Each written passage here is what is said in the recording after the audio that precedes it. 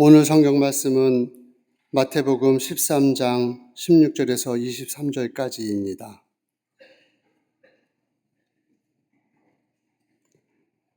그러나 너희 눈은 봄으로 너희 귀는 들음으로 복이 있도다. 내가 진실로 너희에게 이르노니 많은 선지자와 의인이 너희가 보는 것들을 보고자 하여도 보지 못하였고 너희가 듣는 것들을 듣고자 하여도 듣지 못하였느니라. 그런즉 씨 뿌리는 비유를 들으라. 아무나 천국 말씀을 듣고 깨닫지 못할 때에는 악한 자가 와서 그 마음에 뿌려진 것을 빼앗나니 이는 곧 길가에 뿌려진 자요. 돌밭에 뿌려졌다는 것은 말씀을 듣고 즉시 기쁨으로 받되 그 속에 뿌리가 없어 잠시 견디다가 말씀으로 말미암아 환난이나 박해가 일어날 때에는 곧 넘어지는 자요. 가시떨기에 뿌려졌다는 것은 말씀을 들으나 세상의 염려와 재물의 유혹에 말씀이 막혀 결실하지 못하는 자요. 좋은 땅에 뿌려졌다는 것은 말씀을 듣고 깨닫는 자니 결실하여 어떤 것은 100배, 어떤 것은 60배, 어떤 것은 30배가 되느니라 하시더라.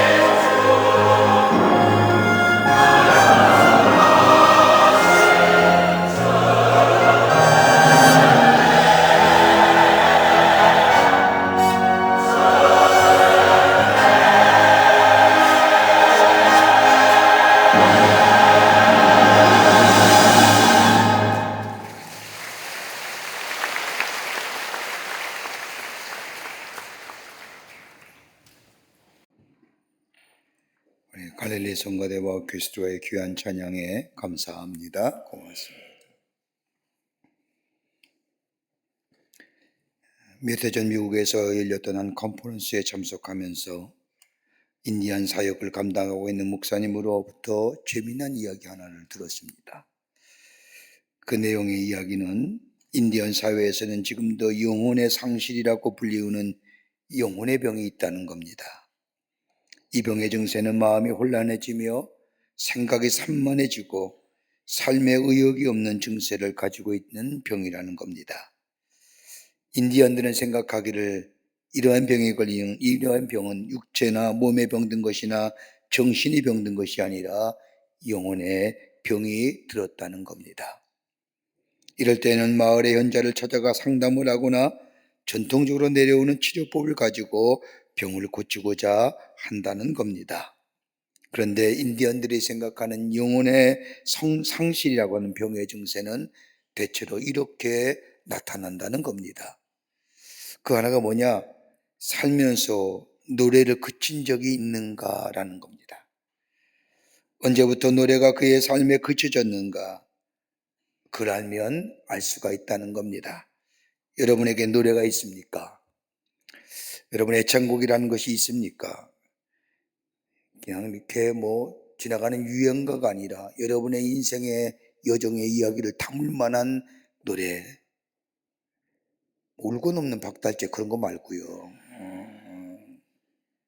노래가 있는지요? 가만히 있어도 입에서 흥얼거릴 수 있는 노래들. 그 노래가 그치면 인디언들은 생각하기를 영혼이 병들었다는 겁니다. 두 번째는 춤추는 것을 그친 적이 언제부터인가라는 겁니다. 음악 소리를 들으면 흥이 있어야 되는데 아무런 움직임이 없는 겁니다. 삶의 흥이 사라졌다는 겁니다.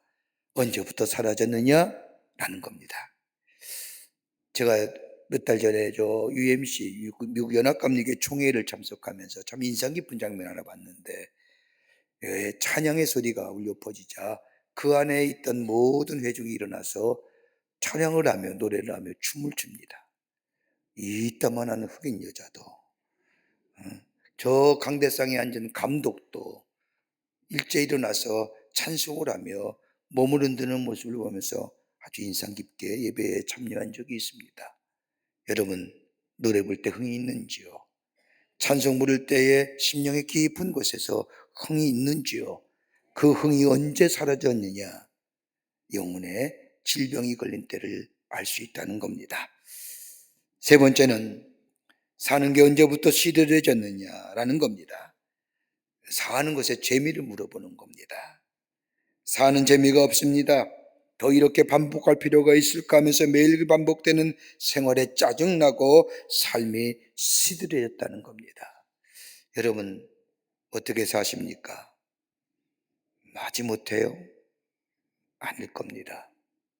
그렇게 산다면 우리의 영혼의 병이 든 증거라고 인디언은 생각한다는 겁니다. 또 하나의 또 한다면 영혼이 언제부터 영감을 느끼지 못했는가? 언제부터 영혼의 세계, 신령한 세계, 깊이의 세계가 보이지 않는가? 보이는 세계에 대한 보이지 않는 세계에 대한 감각이 언제부터 무뎌졌는가? 다섯 번째는 혼자서 조용히 있는 것이 불편한가? 혼자 있기를 무서워하는 사람, 누군가가 옆에 있어야 한다며 그 자체가 있다면 그 자체가 영혼에 병든 것이라는 겁니다. 혼자 있다는 것은 고독한 것인데 고독하다는 것은 사람과의 관계성을 단절하고 하나님과의 임재를 경험하는 귀한 시간인데 어느샌가 혼자 있는 것이 불안하고 불편한 사람, 영혼이 병들었다고 인디언은 생각합니다. 이런 증세가 나타날 때면 인디안들은 마을의 현재를 찾아가서 상담을 하거나 현재의 말을 듣는다고 합니다. 성경도 똑같은 얘기예요. 그보다 앞서 얘기하는 거죠. 영혼이 병들면 닫혀진 존재가 되고 영혼이 병들면 고립된 존재가 되고 영혼이 병들면 들려지지 않는다는 겁니다. 이러한 사람에게는 다른 사람의 말이나 그 어떤 좋은 말도 들려오지 않는다는 겁니다. 더 나아가 자기 세계에 갇혀 마음을 열거나 받아들이지 않는다는 겁니다. 디모데후서 4장 3절과 4절의 말씀을 보면 때가 이르리니 사람이 바른 교훈을 받지 아니하며 귀가 가리워서 자기의 사역을 쫓을 스승을 많이 두고 또 그 길을 진리에 돌이켜 허탄한 이야기를 쫓느니라. 듣지 못하면요, 귀가 가리워서 듣지 못하면 교만으로 가득 차고 욕심으로 가득 차고, 이럴 때면 다른 사람의 말이나 그 어떤 말도 들리지 않을 뿐만 아니라 이렇게 되면 진리에서 떠나게 되고, 진리에서 떠나게 되면 허탄한 것에 마음을 들고 사욕에 마음을 두고 그 길을 따라가게 되면 멸망의 길로 이른다. 그와 반대로 시편 1편의 말씀을 보면 복 있는 사람이 어떠한 사람인가에 대하여 말씀합니다. 시편 1편 1절의 말씀을 보면 복 있는 사람은 악인의 꾀를 쫓지 아니하며 죄인의 길에 서지 아니하며 오만한 자의 자리에 앉지 않는다고 말씀합니다. 악인의 꾀를 쫓지 아니한다는 것은 교만한 마음과 욕심으로 가득 찬 사람들의 말을 듣지 아니한다는 겁니다. 여러분, 악인이라고 할 것은 하나님을 알지 못하는 사람은 철저하게 교만함과 더불어 이기심에 가득 찬 사람이요 욕심에 가득 찬 사람들이기에 저들과 함께 공모하거나 저들과 함께 앉지 아니하는 사람입니다. 저들의 말을 듣지 않습니다. 이렇다고 한다면 듣는다는 것이 얼마나 중요한 것인지요. 오늘 본문에도 예수님 우리에게 중요한 말씀을 내주시고 계십니다. 13장 16절의 말씀을 보면 너희 귀는 들음으로 복되도다 라고 말씀하시고, 17절 후반부에 와서는 너희가 듣는 것을 듣고자 하여도 듣지 못하였느니라고 말씀합니다. 여러분, 믿음은 어디서부터 시작될까요? 들음으로입니다. 하나님의 말씀을 들을 때에 우리의 믿음이 시작됩니다. 그럴 때 우리의 영이 살아 꿈틀거립니다. 여러분, 하나님의 말씀들이 들을 때 우리의 영이 살 뿐만 아니라 우리 영이 살게 될 때에 보는 것이 달라지고, 보는 것이 달라질 때에 생각하는 것이 달라지고, 생각하는 것이 달라질 때 우리의 삶의 태도가 변화가 오게 되고, 이럴 때에 우리의 미래가 새롭게 열려집니다. 그러게 듣는 것만큼 중요한 것입니다. 그러기에 예수님은 오늘 이 비유의 말씀을 통하여 들음이 복되도라고 말씀하십니다. 예수님의 이 들음이 복되도라고 하는 말씀이 어떤 영적인 의미를 갖을까요? 오늘 본문의 말씀을 통해서 함께 말씀을 나누며 몇 가지로 함께 은혜 받고자 합니다. 첫째는 다름이 아니라 들음으로 인하여 구원의 역사가 일어납니다. 오늘 본문의 말씀 17절의 말씀을 보면 너희 귀는 들음으로 복되도라고 말씀합니다. 듣는 것이 복 있다고 말씀하신 말씀은 다름이 아니라 하나님의 말씀을 들음으로 인하여 복이 된다는 겁니다. 유명한 마틴 루터 무버라고 하는 신학자는 너와 나라고 하는 책에서 말하기를 인간의 존재하는 것은 나 외에 어떤 인격과의 만남의 관계 속에서 가능하다라고 전제하며 이야기를 하면서 이 인격적 만남에는 두 가지가 있다는 겁니다. 하나는 대화적 관계입니다. 말할 수도 있고 들을 수도 있는 관계, 듣고 말하는 관계, 이런 관계 바로 인격적인 관계라는 겁니다. 우리의 신앙도 하나님과의 인격적인 관계, 내가 하나님 앞에 말하고 말씀하고 하나님이 내게 말하는 것을 이 듣고 하는 이 인격적 관계 속에서 우리의 믿음이 성장된다는 겁니다. 여러분, 한국교회가 짧은 선교의 역사를 가지고 있으면서도 부흥하게 된 원동력이 어디 있을까요? 그건 다름이 아니라 기도였습니다. 여러분, 우리 신앙의 선조들을 보면 얼마나 많이 기도했는지 모릅니다. 기쁠 때도 기도했고 슬플 때도 기도했습니다. 어려운 일 당하여도 다른 것을 먼저 한 것이 아니라 하나님 앞에 엎드렸습니다. 강력한 기도였습니다. 거기서 하나님의 뜻을 발견하며 그 발견하고 깨달은 하나님의 거룩한 뜻을 삶에 실천하여 살았기에 오늘 이 한국기독교회가 세계 속의 기독교되었고 이 사회 속에서 크나큰 영향을 미치는 귀한 우리 교회가 된 것을 보게 됩니다. 여러분, 1970년과 60년과 70년대를 보면 목사님에게 두 부류의 목사님이 계셨습니다. 우리나라가 참 어려울 때였죠. 경제적으로 여러분의 형편적으로 어려울 때에 두 부류의 목사님 계시는데, 한 분은 그 어려운 때에 저 외국에 나서 공부하고 돌아오신 목사님입니다. 그분들은 서양의 새로운 학문과 새로운 문화와 새로운 삶의 모습을 통하여 우리 교회의 성도들의 신앙의 새로운 지평을 여신 목사님입니다. 그리스도인의 삶의 매너가 어떤 것인지, 삶의 태도가 무엇인지, 어떻게 우리가 삶을 살아가야 되는지 그분들의 귀한 교훈을 통하여 우리의 신앙의 지평이 열려지고 넓어진 것을 보게 됩니다. 그런데 또 한 분의 목사님이 계십니다. 이 목사님은 교회와 성도들 위하여 목숨 걸며 목회하신 목사님입니다. 이러한 목사님은 생명을 걸고 교회를 또 성도들 위하여 목회하셨습니다. 금식을 밥 먹듯이 하고 철야기도를 하며 교회와 성도를 위하여 목숨을 걸고 목회하신 목사님입니다. 전심을 다했습니다. 이분들의 서재나 이분들의 거하시는 집에 가면 꼭 글귀 하나가 걸려져 있는데 그 길거리 나름이 아니라 목양일령. 하나님이 이 교회와 성도를 위한 목양의 일념을 다한다는 겁니다. 그분들에 있어서 강력한 큰 힘은 다름이 아니라 기도였습니다. 강력한 기도의 생활이었습니다.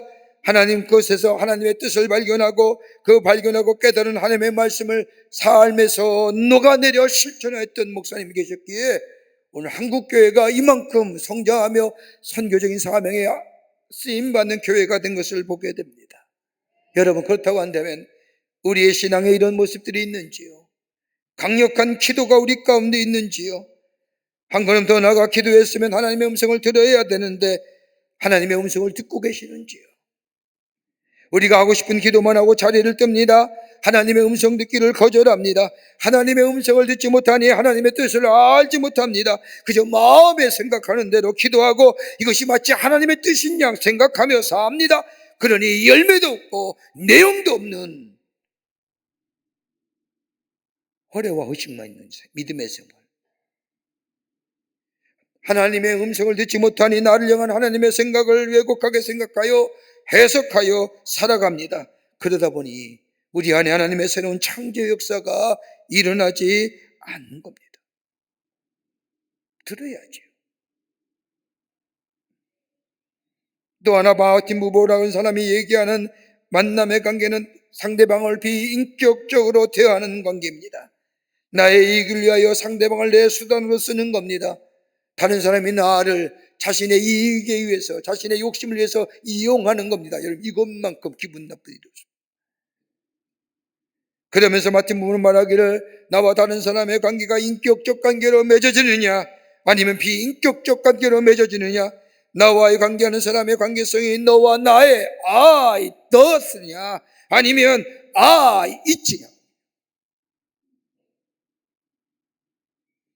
내가 다른 사람과 관계가 나와 너와의 인격적 관계가 아닌 나와 그것의 관계가 되면 그 안에 물질이나 그 밖에 관계가 된다면 인간관계가 파괴될 뿐만 아니라 내가 망가지고 더 나아가 나의 나아담의 존재가 상실된다는 거예요. 하나님과 나와의 관계도 마찬가지입니다. 하나님과 나와의 관계가 인격적 관계냐, 하나님이 나의 하나님이 되고 나의 아버지가 되고 나는 그의 자녀가 되느냐라는 인격적 관계가 될 때에 그 안에 새로운 관계성의 관계를 통하여 새로운 관계성을 통하여 내 삶의 새로운 역사를 이루는 거예요. 하나님이 내게 어려울 때만 내 기도에 응답하느냐, 내가 힘들고 어려울 때마다 나의 섬속에 찾아와서 내 문제를 해결하시느냐, 하나님과 나와의 관계가 비인격적 관계가 될 때 내 신앙은 다분히 세속적이고 다분히 미신적 관계.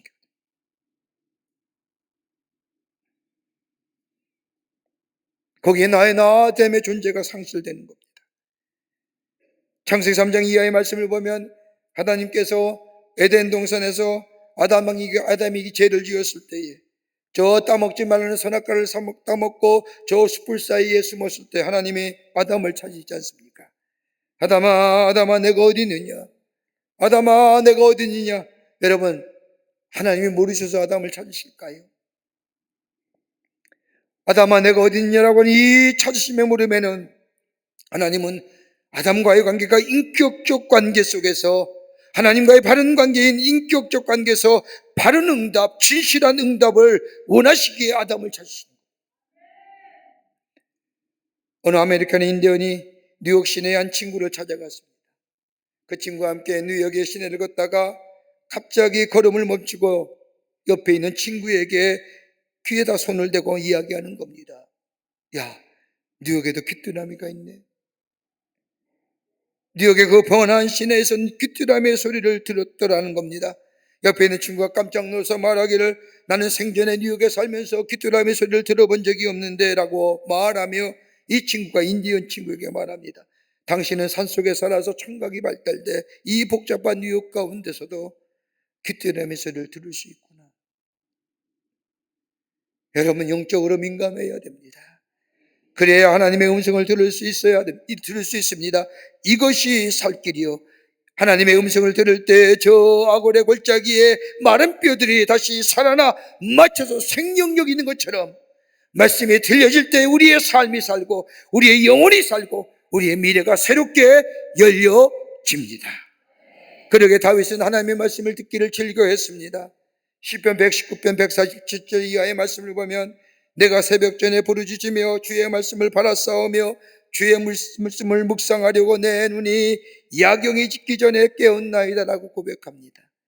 주의 말씀을 들으려고 내 눈이 밤이 깊기 전에 깨었다는 것은 새벽이 되기 전에 주의 말씀을 듣기 위해 일어났다는 겁니다. 그러기에 시편 119편 103절의 말씀을 보면 주의 말씀에 맞지 내게 어찌 그리 단지요 내 입술에 꿀송이보다 닿다 있다라고 고백하는 이유가 여기 있는 겁니다. 하나님의 말씀을 듣는 자, 귀로만 듣는 것이 아니라 마음으로 들을 때에 우리 안에 새로운 창조의 역사가 일어납니다. 이 인생이 복된 인생입니다. 두 번째는 마음의 문을 열 때에 주의 음성이 들려옵니다. 마음의 문을 열 때에 여러분, 듣는다는 것은 마음의 문을 연다는 겁니다. 오늘 본문의 말씀을 보면 예수님은 비유로 말씀하시지 않습니까? 이렇게 비유로 말씀하신 이유는 사람들을 하여금 좀 더 쉽게 하나님의 나라의 복음을 받아들이기 위함입니다. 비유로만 말씀한 것이 아닙니다. 때로는 이적과 기적을 통하여서 하나님 나라의 복음을 전하십니다. 이적과 기적이 중요한 것이 아니라 그 이적과 기적을 통하여 사람들의 마음을 여시고 하나님 나라의 복음을 전하셨습니다. 비유를 통하여서 하나님 나라의 복음을 전하셨고 이적과 기적을 통하여서 하나님 나라의 복음을 받아들여 사람의 마음을 감동시키셨습니다. 그런데 놀라운 것은 이렇게 하셨음에도 불구하고 듣는 사람이 있는 반면에 듣지 않는 사람이 있었다는 겁니다. 이적과 기적만 바라보고 기뻐할 뿐이지 그 안에 담겨진 하나님의 말씀을, 하나님의 복음을 들으려 하지 않았다는 겁니다. 왜요? 영혼이 병들었기 때문에. 오늘 우리의 삶도 그렇잖아요. 드러나는 현상만 보지 그 안에 담겨진 하나님의 깊은 뜻, 하나님의 마음을 읽지 못하잖아요. 내게 시련과 문제만 해결되기를 원하지요. 왜 하나님이 내게 시련과 문제를 주셨다는 것을 생각 안 하잖아요. 시련과 문제가 너무 크기에, 너무 고통스럽기에 이 문제만 해결되면 되고 왜 하나님이 이 문제를 내게 주셨는가를 생각하지 않잖아요. 그래 우리의 신앙이 다분히 어린아 같은 신앙입니다.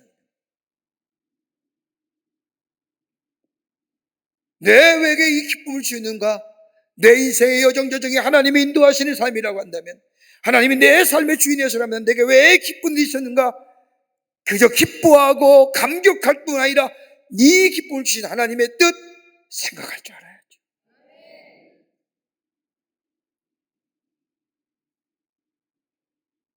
하나님의 말씀을 들으며 기적과 이적을 체험했음에도 불구하고 그 이적과 기적만 보고 기뻐할 뿐이지 그 안에 담겨진 하나님의 말씀, 왜 저 눈먼 자를 고치시고 저 앉은 병을 일으키시고 바다를 장작케 하시고 풍랑을 멈추게 하신 그 이적과 기적에 담겨져 있는 하나님의 거룩한 뜻,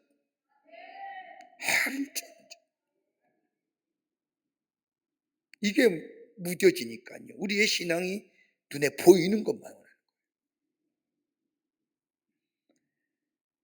거예요. 파모라고 하는 사람에 의하면 인간의 내면에는 무엇인가에 대한 공포심이, 알지 못하는 공포심을 가지고 있다는 거예요. 이 마음의 공포심이 우리 가운데 드러나게 되면, 내 마음의 불안과 염려로 인하여 공포심이 내 안에 있게 되면 몇 가지의 드러나는 모습이 있는데, 하나는 뭐야? 다른 사람을 만나기를 꺼려한다는 겁니다. 마음의 불안과 공포심을 가진 사람은 다른 사람을 만나면 자신이 손해볼 것 같으니까 다른 사람을 만나게 대하여 공포심을 갖는다는 겁니다. 또 하나 모습이 있다면 다른 사람과 이야기하기를 꺼려한다는 거예요. 마음의 불안과 염려와 공포의 마음이 들게 되면 다른 사람과 이야기를 꺼려하는 것은 다름이 아니라 자신만의 세계가 무너질까 봐, 이런저런 사람들의 이야기를 들으면서 내가 살아온 삶이 아무것도 아닌 것이 될까 봐, 자신의 의견이 무너질까 봐 겁이 나서 사람을 만나기를 꺼려한다는 겁니다. 또 하나의 모습이 있다면 자기의 정체성이 무너질까 봐, 별것도 아닌 자신만의 것, 자신의 고집이 무너질까 봐 다른 사람을 만나기를 꺼려하며 마음을 열지 않는다는 겁니다. 여러분, 마음을 연다는 게 뭘까요? 다름이 아니라 다름을 인정하고 듣겠다는 거예요. 듣는다는 것은 내가 들은 바를 받아들이겠다는 거예요. 나 자신의 고집과 내가 가지고 있는 것을 포기하겠다는 거예요.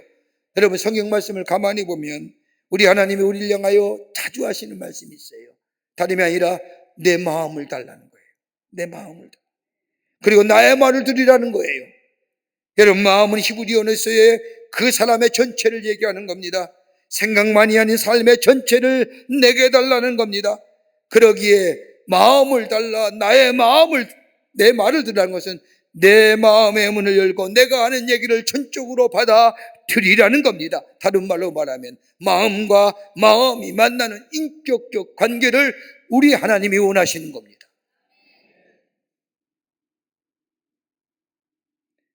사도행 10장의 말씀을 보면 고넬료 이야기가 나옵니다. 고넬료는 로마의 백부장입니다. 점령지에 주둔하고 있는 로마의 장교입니다. 그런데 이 사람이 참으로 경건하여 하나님을 경외하며 말씀을 따르고 있었습니다. 이제 하나님께서 특별한 뜻이 계시어 이 사람에게 천사를 보내어 말씀합니다. 저 요바에 있는 피정의 집에, 시몬의 집에 가서 베드로를 청하여 너희 집에 모이라는 겁니다. 이 말씀에 순종하여 사람을 보내어 베드로를 모셔옵니다.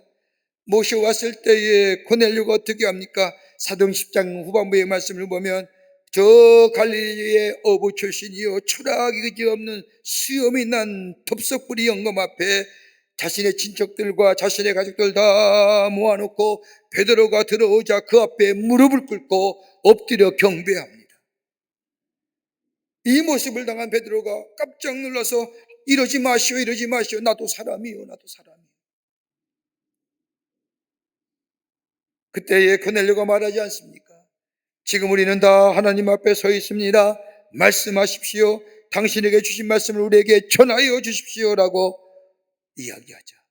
베드로가 하나님이 주신 말씀을 저들에게 전합니다. 전할 때 그 자리에 성령이 임하게 되고 방언을 하게 되고, 이 놀라운 사실을 보고 베드로가 거기서 저들에게 세례를 줍니다. 이 새로운 변화 역사 어디 있어요? 마음의 문을 열고 받아들이게 될 때에, 하나님의 말씀을 영접하게 될 때에, 들려오는 말씀에 받아들이게 될 때에 새로움의 역사가 일어납니다. 변화됩니다. 나를 새롭게 합니다. 이럴 때에 우리의 미래가 열려지는 겁니다. 그러기에 성서학자는 이 고넬을 통해서 로마의 복음이 전해지지 않았느냐는 겁니다. 하나님의 말씀이 들려올 때에 사람이 말하는 것이 아니라 하나님이 나를 위해 말씀하신다는 믿음이 있어야 됩니다. 그리고 하나님과 나와의 만남이 그 속에 말씀 속에 있음을, 내게 주신 말씀임을 믿어야 합니다. 이럴 때에 말씀이 들려지게 되고 그 말씀이 나를 새롭게 하고, 나를 새롭게 할 뿐만 아니라 나의 삶을 새롭게 변화시켜 줍니다. 그러게 주님 말씀하지 않습니까? 나를 따라오거든 자기를 부인하고 자기 십자가를 지고 나를 쫓으니라. 나를 부인한다는 게 뭘까요? 예수님을 쫓는다는 게 뭘까요? 예수님께 마음을 문을 여는 것이고, 예수님의 하신 말씀을 내가 받아들인다는 것이고, 그제 앞서서 나를 부인한다는 것은 내가 듣겠습니다. 내 가치관, 내 생각, 내 뜻 내려놓고 당신의 말씀, 주님의 말씀 내가 듣겠습니다 라고 합니다.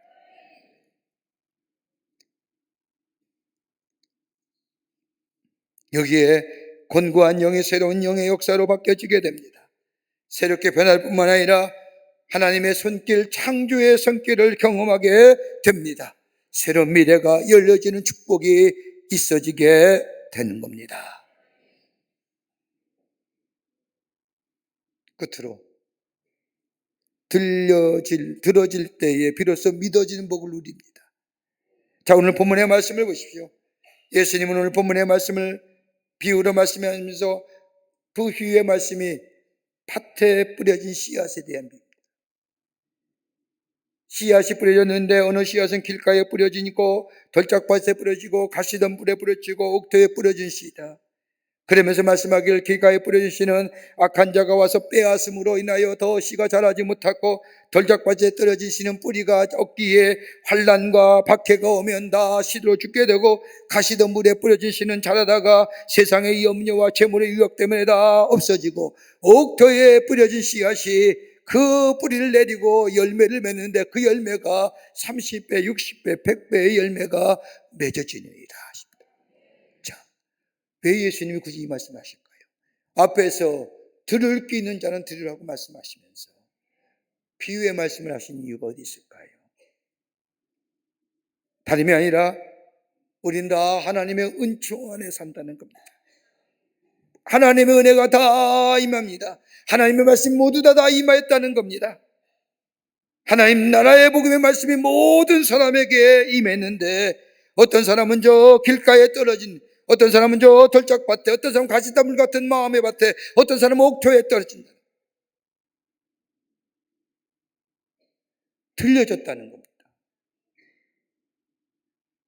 그러면서 예수님은 저 옥토에 뿌려진 씨앗에 대하여 말씀합니다.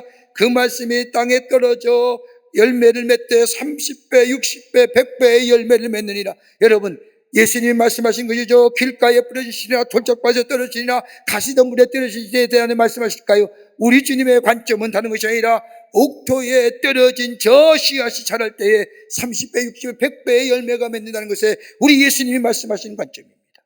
그렇다고 한다면 그 열매가 어디서 맺어질까요? 그 말씀이 뭐예요? 내게 믿어지게 될 때에 믿어지게 될 때. 믿어진다는 것은 뭐예요? 거듭난다는 거예요. 중생한다는 거예요. 말씀이 들려질 때 아 그렇구나, 나의 마음이 이렇구나 하며 깨달아집니다. 깨달아지는 것이 그치는 것이 아니라 내 마음의 밭을 돌아보는 겁니다. 거기에 거듭남의 역사가 일어나고 거기에 새로움의 역사를 경험하게 되고 그 새로움의 역사가 뭐예요? 거듭남의 역사가 나의 삶을 새롭게 변화시켜 주십니다. 그리고 나서 뭐예요? 열매 맺는 작용을 얘기하지 않습니까? 온전하게 이해가 되어집니다. 하나님의 말씀을 들을 때 진리야 깨달음이 옵니다. 말씀이 제대로 이해가 됩니다. 이해가 되니 믿어지게 됩니다. 더 나아가 감격하게 됩니다. 그리고 그 말씀에 심취해 되게 됩니다. 그리고 그 말씀에 대하여 온전하게 따라 행하여 헌신하게 됩니다. 그럴 때에 30배, 60배, 100배의 열매가 맺어지는 겁니다. 그냥 맺어지는 게 아닙니다. 그 마음의 밭이 하나님의 은혜로 받아들이고 믿어지고 이해가 되고 심취하게 되고 헌신하게 되는 우리 교회도 오셨던 위르겐 조르겐 몰트만이라고 하는 독일의 신학자가 희망의 신학을 얘기한 독일의 신학자가 있습니다. 얼마 전에 세상을 떠나셨는데 그분이 저희 교회 창립 70주년을 맞이하는 작년에 기념한다고 편지를 보내셨어요. 아마 그분이 우리 교회를 향한 마지막 편지, 한국을 위한 한국교회 마지막 편지일지도 모르겠습니다. 제가 지금 제 서재에 갖고 있는데 그분이 쓴 책 가운데 생명의 셈이라는 책을 보면 거기 이런 얘기가 납니다. 우리가 너무 이기적인 생각 때문에 이기적인 생각에 모여 있어서 결과적으로 희망을 잃어버렸다. 이 영적인 무감각과 맞서 싸우면서 이기적인 생각을 극복할 때에 비로소 희망을 볼 수가 있다라고 얘기합니다. 여러분, 이기적인 생각은 뭐예요? 다분히 현재적이잖아요. 이기적인 생각이 미래적이에요? 현재적이에요.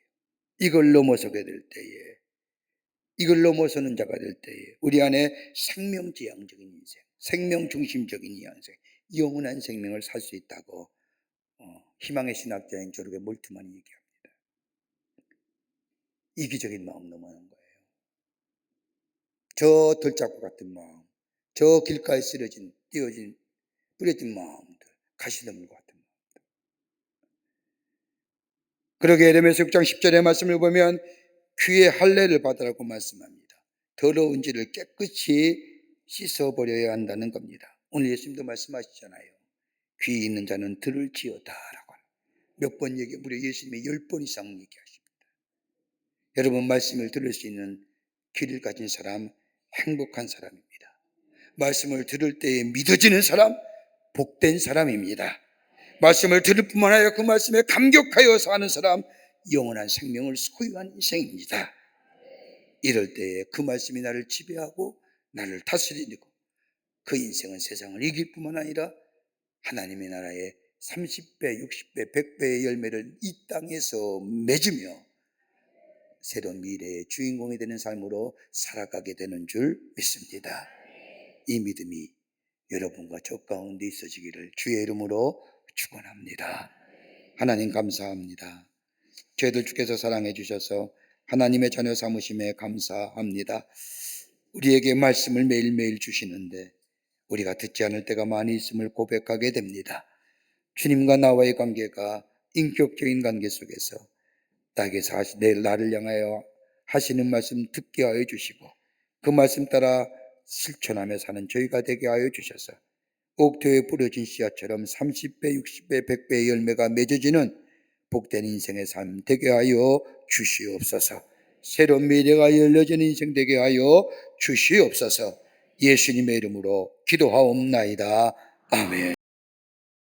지금은 우리 주 예수 그리스도의 크신 은혜와 하나님 아버지의 한량없으신 사랑하심과 성령님의 인도하심과 교제하심과 교통하심이 거룩한 주의 날 주의 전에 올라와 마음과 정성을 모아 하나님 앞에 예배하며 주신 말씀 마음에 새기고 저 세상에 나가 하나님의 사람으로 살아가기로 결단하며 성전에 물러선 우리 모든 광림의 권속들과 영상을 통하여 예배에 참여한 모든 이들 위해 주께서 지금으로부터 영원토록 함께 하시기를 간절히 축원하옵나이다.